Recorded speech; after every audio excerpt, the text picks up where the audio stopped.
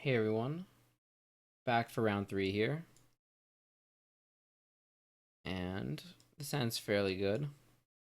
2 lands, 2/1 drops, and some burn spells. Can't complain. Hopefully, it's a matchup where the bolts are going to be very good against them. Breeding Pool. Infect. Birds of Paradise. Could be a few different things.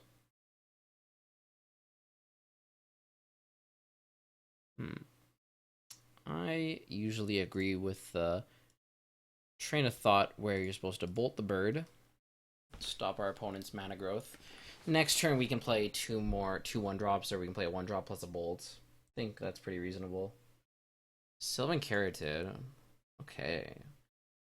I might be a little ambitious in assuming that our opponent is playing Jeskai Ascendancy, but birds and Sylvan Carotid kind of make me think that. I'm gonna just play my 2/1 drops here. Can't really do much else. Carotid is hexproof, so I can't bolt it. Thoughtscar themselves. So yeah, I'm gonna assume, yeah, this looks like a Jeskai Ascendancy deck.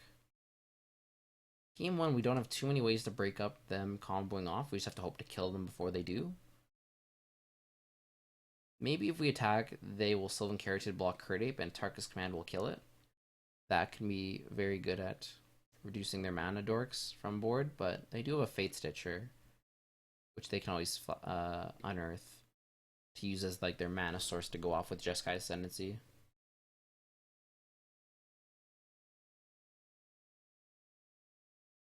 I mean, if we draw a land, we can Bushwhacker for a lot of damage. Same thing if we draw the Burning Tree Emissary. There is a land. I think I want to try and go for the play where we get them if they block with the Tarkus Command, because I think killing the Carotid is very important. There we go, and they went for it.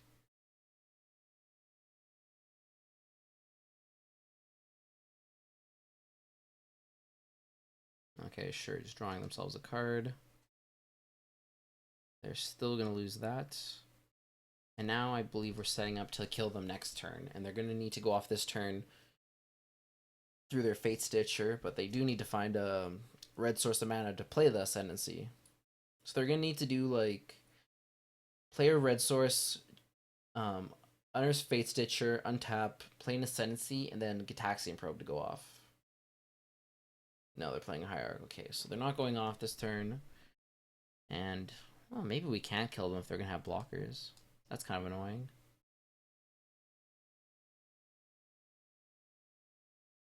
Gonna fetch here. I didn't want to bolt end of turn because I kind of needed to have a creature to surge this out if I want to do so.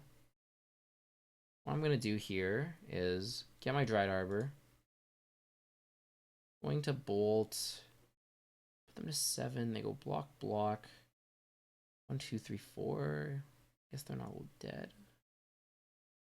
Bolt, block. 3, 4, 5, 6, 7.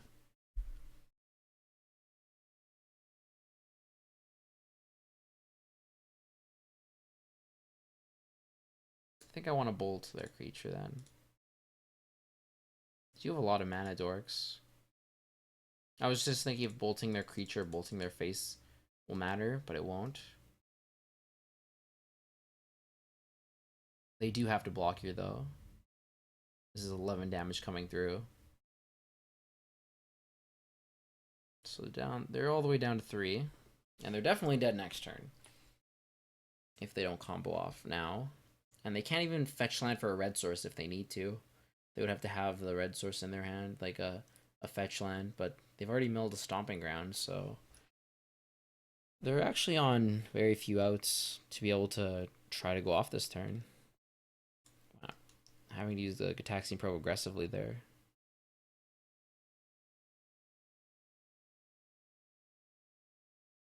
Maybe they're just looking for some info before moving on to the next game.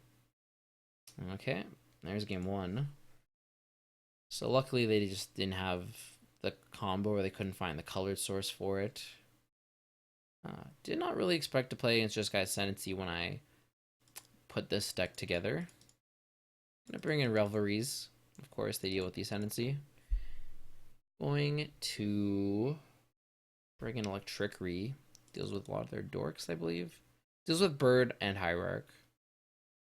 I wonder if that's good or not. Do I want Path Exile? I'm not exactly sure. I don't think Rancors are as good. Because it's not surprise. At least Gore-Clan, you can get the surprise damage. And once again, if they block a Carotid on like a 2-power creature and you Gore-Clan it, you can kind of get them. I'm just trying to think if I want paths. Paths, I mean, we can path the dork, but then they get a land, but then they don't have the creature to go off. It doesn't seem too insane. I'll take a Bore out once again. Kind of slow. Values should be good because it's just their deck revolves around cheap cantrips, and making all their 1-mana spells cost 2 is pretty big. Means they have to have an answer for the Thalia.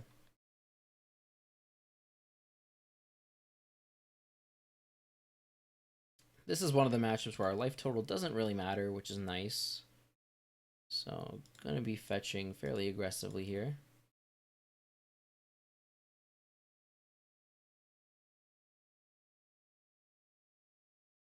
You know, next turn we get to go Goblin Guide, which makes it a 2/2, and then Curd Ape, which will be a 2/3, which means it'll make the Experiment one a 3/3.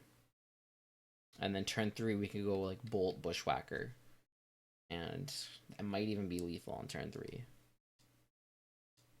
They didn't play a Mana Dork on turn 1 or 2, which is a good sign for us.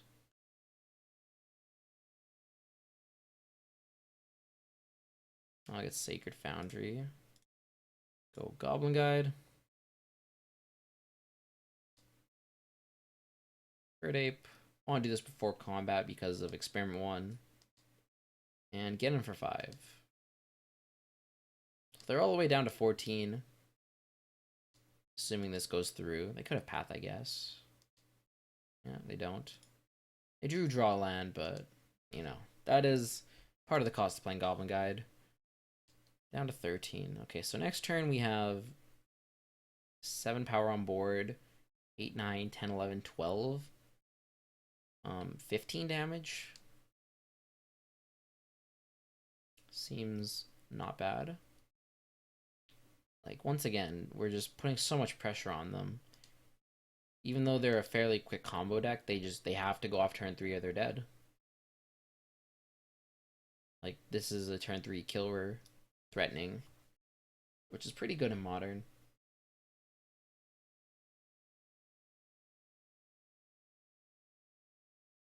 But it's not impossible for them to go off, I suppose. Actually, it might be, considering they don't have a Fate Stitcher in play yet. If they had a Fate Stitcher in their graveyard, they could go Unearth, untap, play Ascendancy, and then Cataxian Probe to go off. Okay, so right now they're just playing the Ascendancy, but they don't have creatures. They're just hoping they're not dead and hoping to figure something out next turn. But we are not really going to give them the time. I mean, a turn 3 kill is kind of like, we're not killing them unless we have the Bold plus Bushwhacker here, so they just had to take a risk that we didn't have it, but we did. There's the Fate Stitch on top. A little too late. Not much they could have done. Like, it's not really very reasonable for them to be able to go off on turn 3. Game 1, they kind of just didn't have a draw that came together. We gave them more time, and maybe they could have won that game. But, yeah. You know, that's the kind of pressure we put on combo decks, where they have to have their combo right away, or they're just dead. Now we'll move on to the next game.